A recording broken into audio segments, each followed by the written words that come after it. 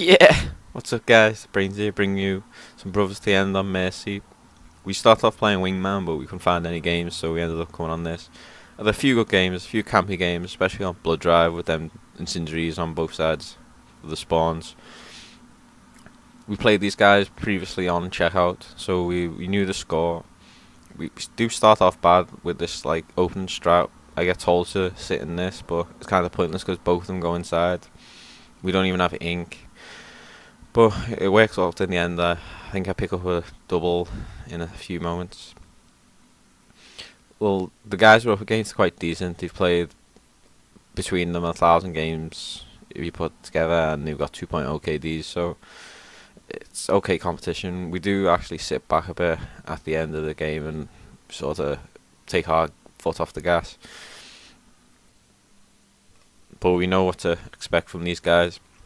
It's kind of funny actually because I played these guys a game early on Checkout, and the guy I play with was proper mad sweaty, and he's like pushing Cinderies, the crow's nest.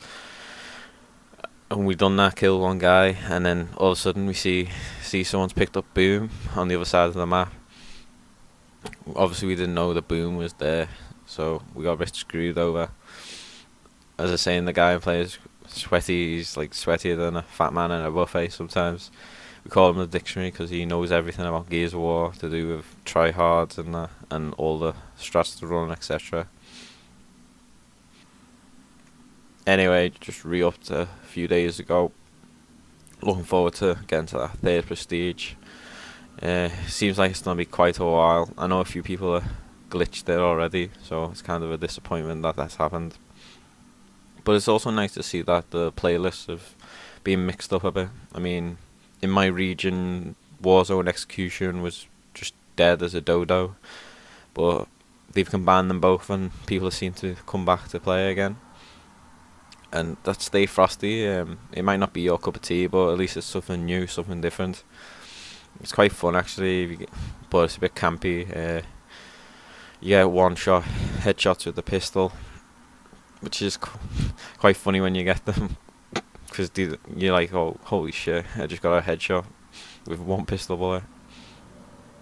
I think it's like 4 or 5 hammer-based bullets to kill someone as well. So it does really just teach you on how to position yourself and not be exposed. Especially the new players who are just caught out in the open all the time.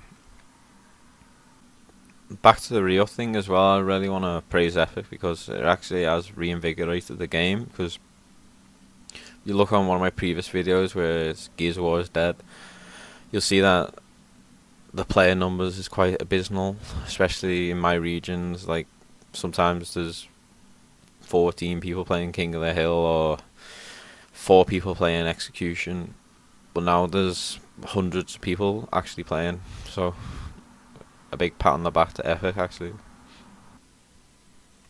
That's ranked anyway. The only thing I'm disappointed in is that they're still sticking with Capture the Leader. I mean, you only got to look at the numbers. Usually there's like 4 people worldwide playing it on ranked, or 44 people playing quick match. It just proves that it's an unpopular game type, and people are really crying for Guardian to be brought back. I mean, Guardian was the mode for the casual player. I think Capture the Leader is too much. It's too much. There's a lot of strategy that goes into it. I mean, if you want to play it by yourself, you're pretty much hopeless most of the time because you can't keep hold of that leader for much without the smoke just landing on your lap and knocking it off. Anyway, I've been reading the tabloid papers today, and as usual, they're quite garbage, but you get a few funny stories in them, so I'm gonna just talk about them for the rest of this video anyway. First of all, we've got Gemma Packington, 56 from Bath, who's a fortune teller, who reads asparagus tips. Yes, I am saying that right. She reads asparagus tips for the future. I mean, the usual case is tea leaves, but what she does is she just tosses the tips up in the air and then makes predictions on how they land. How that works, God knows.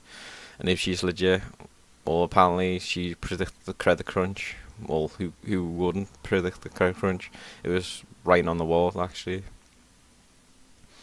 And the next story, which made me chuckle a bit, is, I don't know if it's a bit racist a bit, but obviously the paper wouldn't print it if they didn't have the facts. Romanian stealing chewing gum from supermarkets down south anyway. 2 attempts have been made to steal £700 worth of chewing gum, and it gives the explanation as, at home chewing gum has a lot of value because it's given as change in shops, which makes no sense to me, but apparently the paper ran with that story, so it must be fact. Not really. Tabloid papers do make a lot of stuff up. We're just wrapping up this game here, and actually, I got a funny joke to say. I did get sent this by text message, so I apologise if you find it offensive. My friend sent me this message saying I'm sweating more than Joseph Fritzl on MTV Cribs. So, thanks for watching, guys. I'll see you later. I'm off to a boogie woogie in the city centre. If you're not in on this inside joke, it's raining outside.